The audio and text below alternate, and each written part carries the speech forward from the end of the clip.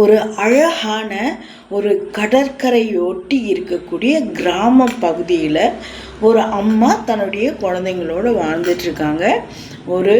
அந்த அம்மா என்ன பண்ணுவாங்க, எப்போவுமே தன்னுடைய குழந்தைங்கள்லாம் விட்டுட்டு அவங்க வேலைக்கு போயிடுவாங்க. அப்படி அன்றைக்கி ஒரு நாள் அவங்க வேலைக்கு போனதுக்கப்புறம் அந்த குட்டி பையனும் குட்டி பாப்பாவும் விளையாடுறதுக்காக வீதிகளுக்கு வர்றாங்க. அப்படி விளையாடிட்டு இருக்கிறப்போ ஒரு கடையை பார்க்குறாங்க. அந்த கடையை பார்த்தோன்னே இந்த குட்டி பாப்பா, அண்ணா எனக்கு இந்த பொருள் வேணும் அப்படின்னு சொல்லி கேட்குறாங்க. அப்போது அந்த குட்டி பையன் வந்துச்சு கடையில் போய் கடைக்காரர்கிட்ட அந்த பொருள் வேணும் அப்படின்னு சொல்லி கேட்குறாரு. அது காசு கொடுத்தா தான் கிடைக்கும் அப்படிங்கிற மாதிரி சொல்கிறாங்க.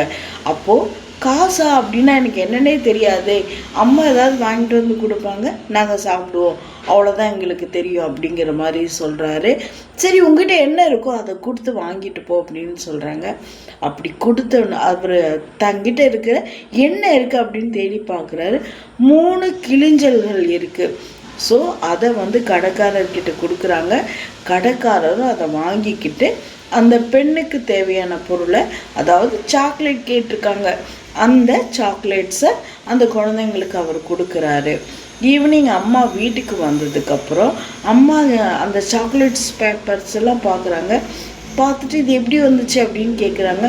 அப்போ குழந்தைங்க சொல்கிறாங்க, நாங்கள் வெளியில் விளையாட போனோம், அப்போ கடைக்காரர்கிட்ட கிளிஞ்சல்களை கொடுத்தோம், அப்போ அதுக்கு பதிலாக அவர் இந்த சாக்லேட்ஸ் கொடுத்தாங்க அப்படின்னு சொல்கிறாங்க. அப்போ அம்மாவுக்கு பயங்கரமாக கோவம் வந்துருச்சு. யாராவது இப்படி பொய் சொல்லி ஏமாற்றி பொருளை வாங்கிட்டு வந்திருக்கீங்க அப்படின்னு நினைப்பாங்க இல்லையா அப்படின்னு சொல்லிட்டு பயங்கரமாக குழந்தைங்களை திட்டிட்டு அந்த கடைக்காரர்கிட்ட போய் சொல்கிறாங்க, என்னுடைய குழந்தைங்க தெரியாமல் இந்த பொருளை எடுத்துகிட்டு வந்துட்டாங்கன்னு நான் நினைக்கிறேன், அந்த பொருளுக்கான விலை என்னன்னு சொல்லுங்கள், நான் கொடுத்துட்றேன் அப்படிங்கிற மாதிரி அம்மா சொல்கிறாங்க. அப்போ கடைக்காரர் சொல்கிறார், நான் தெரிஞ்சே தான் அவங்களுக்கு சாக்லேட்ஸ் கொடுத்தேன், ஏன்னா இந்த மதிப்பில்லாத ஒரு கிளிஞ்சல்கள் அப்படின்னு அவனுக்குள்ளே இருந்துடக்கூடாது, தன்னுடைய தங்கையின் மேலே உள்ள பாசத்துக்காக அவன் என்கிட்ட கேட்குறான், ஆனால் நான் இல்லைன்னு சொன்னால் நான் என்ன மனிதன் இல்லையா? இந்த உலகத்தில் அன்பான மனிதர்களும் நம்மளை சார்ந்த நல்லவங்களும் இருக்காங்க அப்படிங்கிற விலை மதிப்பில்லாத எண்ணங்கள் அவனுக்குள்ளே விதைச்சேன் இல்லையா? இதை விட எனக்கு என்னமா வேணும்?